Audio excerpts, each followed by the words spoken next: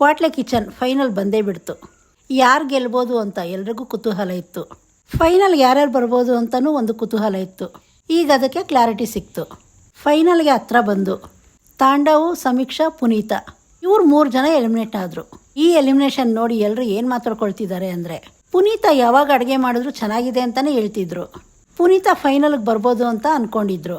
ಈಗ ಇವ್ರು ಮಾಡಿದ್ದು ಯಾವ ರೀತಿ ಇತ್ತು ಅಂದರೆ, ಇಷ್ಟು ವಾರದಿಂದ ಅಡುಗೆ ಚೆನ್ನಾಗಿ ಮಾಡೋರನ್ನ ಬಿಟ್ಟು ಆ ಒಂದು ಎಪಿಸೋಡಲ್ಲಿ ಯಾರ್ಯಾರು ಅಡುಗೆ ಚೆನ್ನಾಗಿ ಮಾಡಿದಾರೋ ಅವ್ರನ್ನ ಮಾತ್ರ ಫಿನಾಲೆಗೆ ತಂದಿದ್ದಾರೆ. ಈಗಿದ್ಮೇಲೆ ಇಷ್ಟು ವಾರದಿಂದ ಏನಕ್ಕೆ ಮಾಡಿಸಿದ್ರು? ಬರೀ 1 ವಾರ ಮಾತ್ರ ಇಟ್ಟು ಯಾರು ಅಡುಗೆ ಚೆನ್ನಾಗಿ ಮಾಡಿದಾರೋ ಅವ್ರನ್ನ ವಿನ್ ಮಾಡಿಸ್ಬೋದಾಗಿತ್ತಲ್ಲ. ಈಗಂತೂ ತುಂಬ ಜನ ಮಾತಾಡ್ತಿದ್ದಾರೆ. ಕ್ವಾಟ್ಲೆ ಕಿಚನ್ ಶುರು ಆದಾಗಿನಿಂದ ಈಗವರೆಗೂ ಎಲಿಮಿನೇಟ್ ಆಗಿರೋರು 5 ಜನ, ಮತ್ತು ಈಗ ಫೈನಲ್ಗೆ ಹೋಗಿರೋರು 5 ಜನ.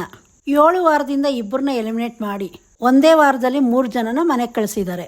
ಕ್ವಾಟ್ಲೆ ಕಿಚನ್ ಮುಗಿಯೋ ಸಮಯ ಬಂದಿದೆ.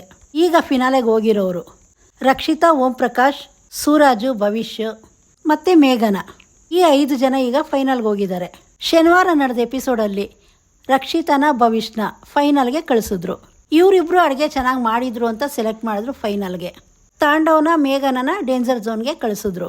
ಭಾನುವಾರ ನಡೆದ ಎಪಿಸೋಡಲ್ಲಿ ಸೂರಾಜ್ನ, ಓಂ ಪ್ರಕಾಶ್ ರಾವ್ ಅವ್ರನ್ನ ಫೈನಲ್ಗೆ ಕಳಿಸಿದ್ರು. ಸಮೀಕ್ಷಾ ಮತ್ತು ಪುನೀತನ ಇವ್ರನ್ನ ಡೇಂಜರ್ ಝೋನ್ಗೆ ಕಳಿಸಿದ್ರು. ಡೇಂಜರ್ ಝೋನಲ್ಲಿದ್ದ 4 ಜನನ ಮತ್ತೆ ಅಡುಗೆ ಮಾಡೋಕ್ಕೆ ಬಿಟ್ಟು ಅದರಲ್ಲಿ ಒಬ್ಬರನ್ನ ಸೆಲೆಕ್ಟ್ ಮಾಡಿದ್ರು. ಅದರಲ್ಲಿ ಮೇಘನ ಮಾಡಿದ ಅಡುಗೆ ಚೆನ್ನಾಗಿತ್ತು ಅಂತ ಮೇಘನನ ಸೆಲೆಕ್ಟ್ ಮಾಡಿದ್ರು. ಇಷ್ಟು ವಾರದಿಂದ ಚೆನ್ನಾಗಿ ಮಾಡಿದವ್ರು ಲೆಕ್ಕ ಇಲ್ಲ. ಆ 1 ವಾರ ಯಾರು ಚೆನ್ನಾಗಿ ಮಾಡಿದ್ರೋ ಅವ್ರನ್ನ ಮಾತ್ರ ಫೈನಲ್ಗೆ ಕಳಿಸಿದ್ದಾರೆ.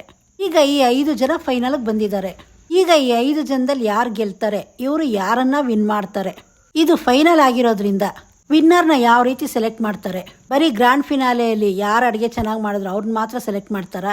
ಇಷ್ಟು ವಾರದಿಂದ ಯಾರು ಅಡುಗೆ ಚೆನ್ನಾಗಿ ಮಾಡಿದ್ರೋ ಅದನ್ನು ಕೌಂಟ್ ತೊಗೊಂಡು ಅವ್ರನ್ನ ಸೆಲೆಕ್ಟ್ ಮಾಡ್ತಾರಾ? ಇದರಲ್ಲಿ ವೋಟಿಂಗ್ ಅಂತೂ ತಗೊಳ್ಳಲ್ಲ. ಯಾಕಂದರೆ ವೋಟ್ ಮಾಡೋರು ಯಾರು ಅಡುಗೆ ಚೆನ್ನಾಗಿ ಮಾಡಿದ್ದಾರೆ ಅಂತ ಹೇಳೋಕ್ಕಾಗಲ್ಲ. ಅವರು ಜಡ್ಜಸ್ಸು ಟೇಸ್ಟ್ ಮಾಡಿ ಅವರೇ ತೀರ್ಮಾನ ತೊಗೊಬೇಕು. ಇದರಲ್ಲಿ ಅಕಸ್ಮಾತ್ ವೋಟ್ ಮಾಡು ಅಂತ ಹೇಳಿದ್ರೇನು ರಕ್ಷಿತಾನೇ ಗೆಲ್ತಿದ್ಲು. ರಕ್ಷಿತಾಗೆ ವೋಟ್ ಜಾಸ್ತಿ ಬರ್ತಿತ್ತು, ಆಗ ರಕ್ಷಿತಾನೇ ವಿನ್ ಮಾಡ್ತಿದ್ರು.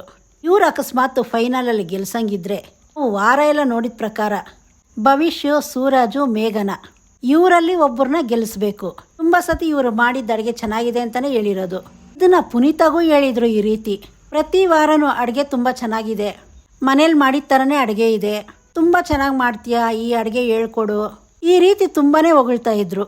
ಆದರೆ ಈಗ ಎಲಿಮಿನೇಟ್ ಮಾಡಿದ್ರು. ಫೈನಲಲ್ಲೂ ಇದೇ ರೀತಿ ಮಾಡ್ತಾರಾ? ಈ ವಾರ ಯಾವ ರೀತಿ ಟಾಸ್ಕ್ ಕೊಡ್ತಾರೆ? ಶನಿವಾರ 5 ಜನ, ಭಾನುವಾರ 5 ಜನ ಸಪ್ರೇಟ್ ಇರ್ತಿದ್ರು. ಈಗ 5 ಜನ ಎಲಿಮಿನೇಟ್ ಆಗಿ 5 ಜನ ಇದ್ದಾರೆ. 5 ಜನ ಇರೋದ್ರಿಂದ ಶನಿವಾರನೇ ಯಾರು ಅಂತ ವಿನ್ನರ್ನ ತೀರ್ಮಾನ ಮಾಡ್ತಾರಾ?